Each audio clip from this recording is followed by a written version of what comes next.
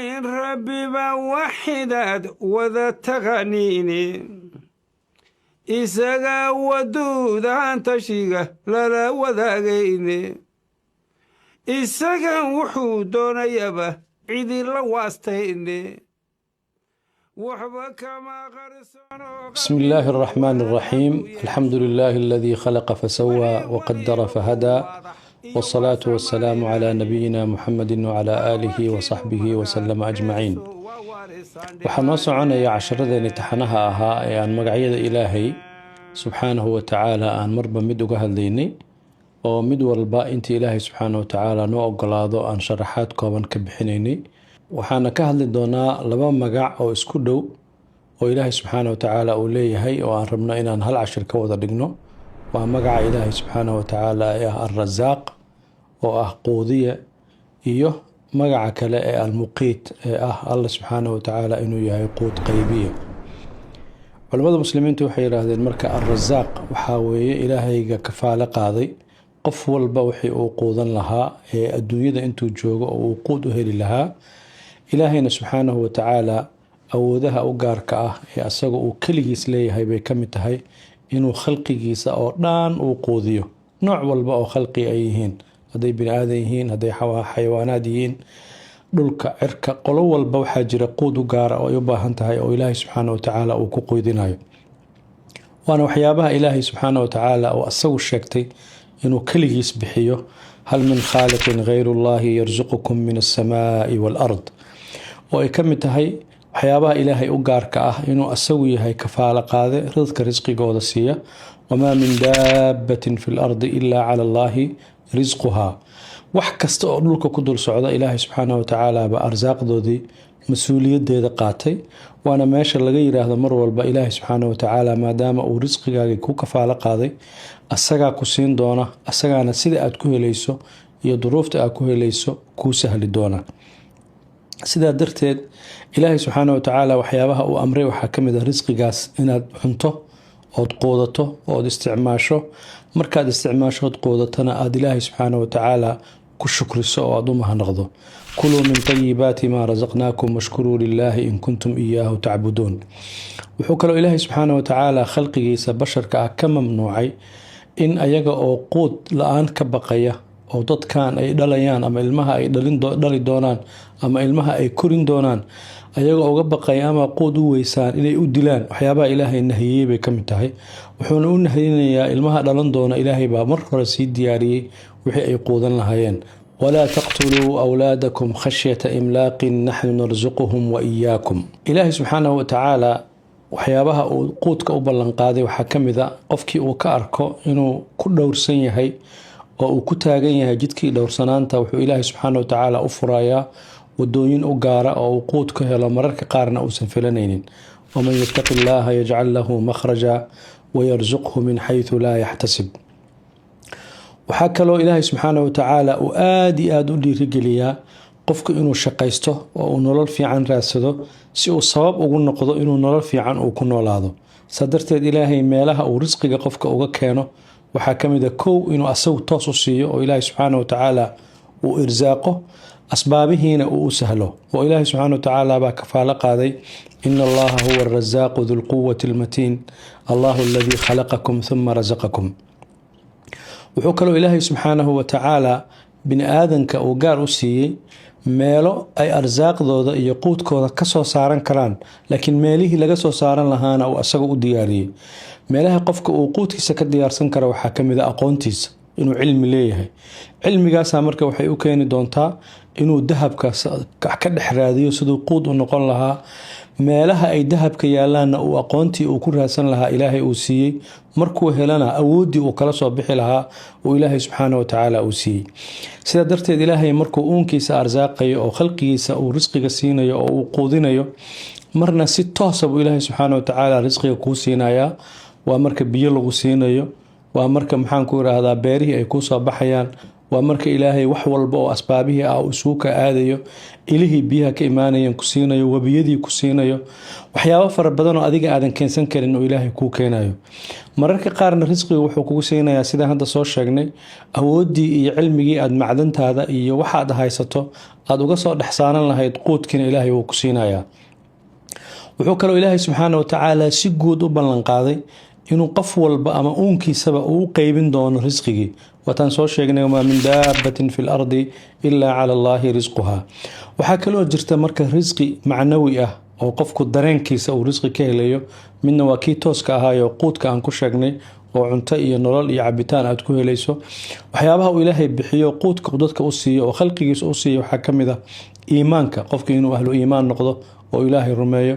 waxa kamid ah xikmadda qofku inuu noqdo qof xakiim ah oo garashadiisu ay aad u xeel dheer tahay oo garaadkiisu aad u sareeyo waxyaabaha ilaahay uu quudka u bixiyo waxa kamid ah deganaansho inay naftaadu leedahay oo aad adigu tahay qof mar walba deganaansho leh sida darteed ilaahay subxaanahu wa tacaala markuu uunka sameynayay bini aadan buu sameeyey xayawaanaad buu sameeyey arsaaqdiina waa u kala soocay haddaa fiiriso hadda bini aadamka waxyaabaha ilaahay u soocay oo gaar u siiyey oo ku irsaaqay waxaa ka mid ah caqliga xayawaanka caqliga bini aadanka mid ka hooseeyay leeyihiin waxa uu garanaya wax ka yar bay garanayaan awoodooda caqligana aad iyo aad baa loo xadiday waxyaabaha bini aadamka ilaahay gaar u siiyey waxaa ka mid ah inay yeeshaan anshax ayaga kala maamulaya oo akhlaaq kala maamulaya oo noloshooda ay ku dhisan tahay nolol bulsho oo maxaarim leh oo cirdi leh oo sharaf leh oo xuquuq leh oo waajibaad leh xayawaanku laakiin waxaas oo dhan malahan xuduudahaas bini aadanka u kala samaysan uma samaysna wuxuu kaloo bini aadanka ilaahay subxaanahu wa tacaala uu awood u siiyey inuu yeesho waxa la yidhaahdo damiir uu wax ku kala garto oo dadka hadday isdulminayaan uu ku kala celinayo qofka dulmiga sameeya tallaabo looga qaadayo xuduudihii loo kala sameynayo oo ilaahay subxaanahu wa tacaala waa kun qur-aan ku dhahaya walakum fi lqisaasi xayaatun yaa ulil albaabi lacallakum tattaquun ulul albaab marka haddaa maqasho waa qof intuu wixii ogaaday bartay gartay haddana yeeshay damiirkii uu ku garan lahaa waxaan inaysan sax ahayn la aado wadadii saxda ahayd sidaa darteed qofka ulul albaabka ah waa qof dadka kale ka miisaan fiican ka damiir fiican ka garasho fiican waana dadka ilaahay quraankiisa uu ku dhahay fa innaha la ta'mal absaaru walakin ta'mal quluub allati fi sudur marka adiga waxa maskaxdaada iyo xabadkaaga iyo aqligaaga iyo damiirkaaga ku jira hadii ay ku xukumayaan oo ay ku ilaalinayaan waa risqi aad u weyn oo bini aadanka ilaahay uu ugu deeqay oo awoodaas uu siiyayna ay uga duwan yihiin xayawaanaadka kale waxyaabaha kale ilaahay uu bini aadan ku arsaaqay waxa kamid ah sida uu qurxiyay noloshooda لقد خلقنا الإنسان في أحسن تقويم وإلهي سبحانه وتعالى سيد أقوى ناكسنيد أو قرح ضبنيد بو سمي وحكى إلهي سبحانه وتعالى بني آدم كسي وحال له درين أو إنه واحد منكره وحا معان باد قرانيسا وحا خرار كابا قرانيسا مركا لغا صوتك حتى وحا موقضا أفكاغا مرأي دادن ككوية لانيو وحكى له سي دادن بانولوش لغا سي دادن كاسو حاتو قران كرتا هذا الكفيعان waxaad u garan kartaa hadalka xun alladina yastami'una alqawla fayattabi'una ahsana intaas marka waa garasho aad ku dhadhaminayso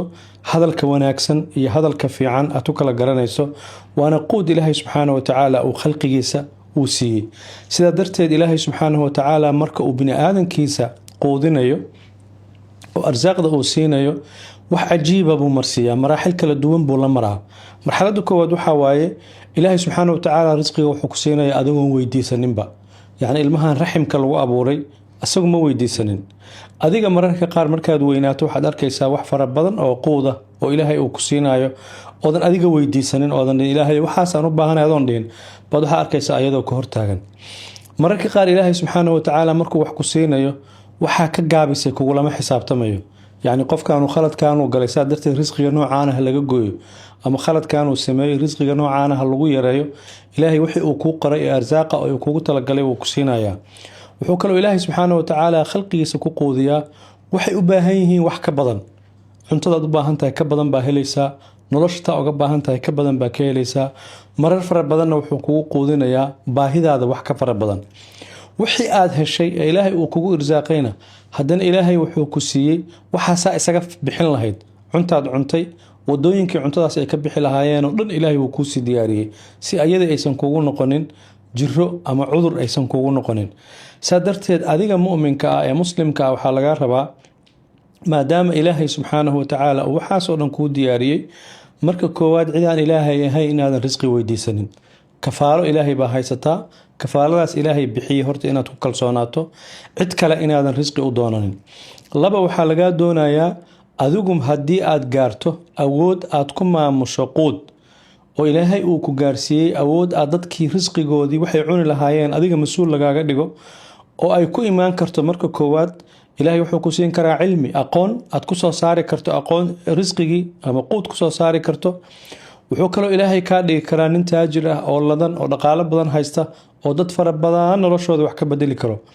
ama waxaa lagaa dhigi karaa qof dhaqaalihii dadka ay hayeen mas-uulka ahoo maamulaya ama wasiirka maaliyadda u noqo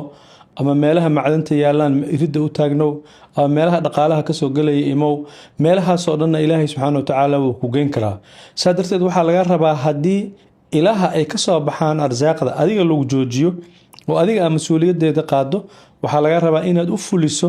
sida ilaahay subxaana watacaala khalqigiisa u deeqay adigana waxaa lagu dhiibo ammaanada ah inaad khalqiga ilaahay siisaa laga rabaa ood gaarsiiso waxaa kaloo laga rabaa inaad leedahay waxa la yidhaahdo ku qanacsanaan inta ilaahay ku siiyey inaad raalli ku tahay ha kuu yaraadaan ha kuu bataan qeyb ha kaa maqnaato qeyb hayso qofbaa ilaahay caqliga u badinayaa qofbaa ilaahay xoolaha u badinayaa qofbaa ilaahay ilmaha u badinayaa qofbuu hadduu doono ilaahay intaasba isugu darayaa waxaa kaloo lagaa rabaa haddii dhaqaale si gaara adiga laguu siiyey dhaqaalahaas inaad laba shayba ka maamusho laba siba inaad u maamusho sida koowaad waxaa waaye walaa tajcal yadaka maqluulatan ilaa cunuqik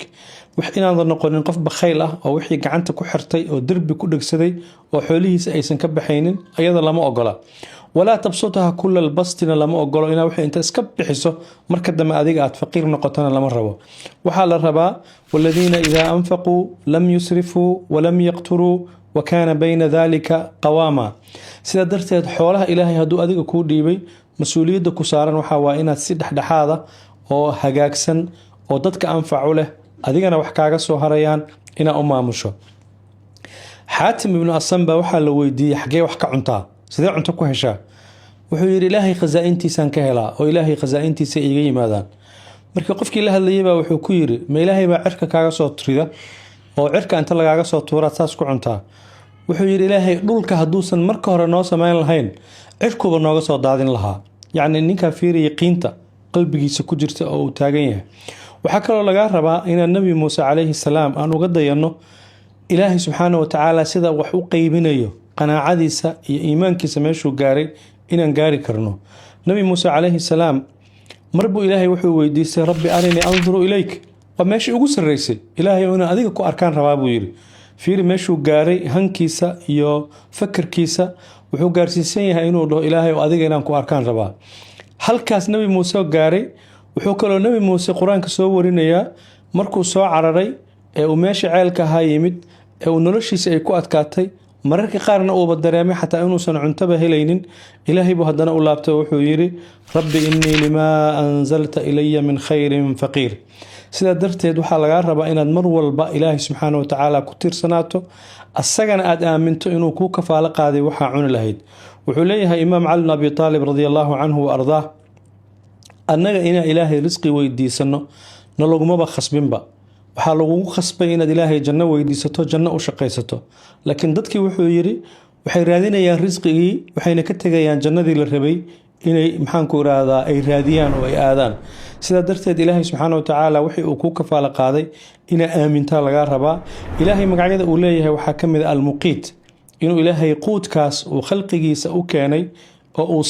siinayo haddana wuxuu u sameeyey nidaamkii uu ayaga laftigooda ugu sii qeybin lahaa wa kaana allaahu calaa kulli shayin muqiita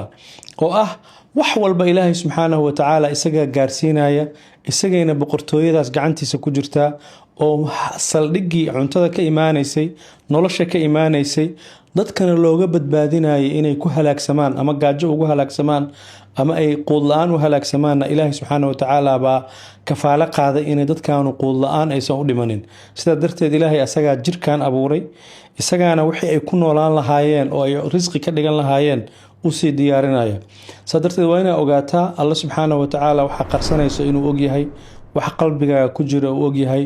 quudkiina asaga uu kuu diyaariyey. والله تعالى أعلم، والسلام عليكم ورحمة الله وبركاته. وذا تغنيني إساقا ودودا تشيغا لا وذاقيني إساقا وحودون يبا عيدي لواستيني وحبا كما غرسونو قلبيقو وهن هدو يشو وحي وليبا وواضح إيو واسع ماليناهي الوكيل مغا عيسو ووارسان دمانا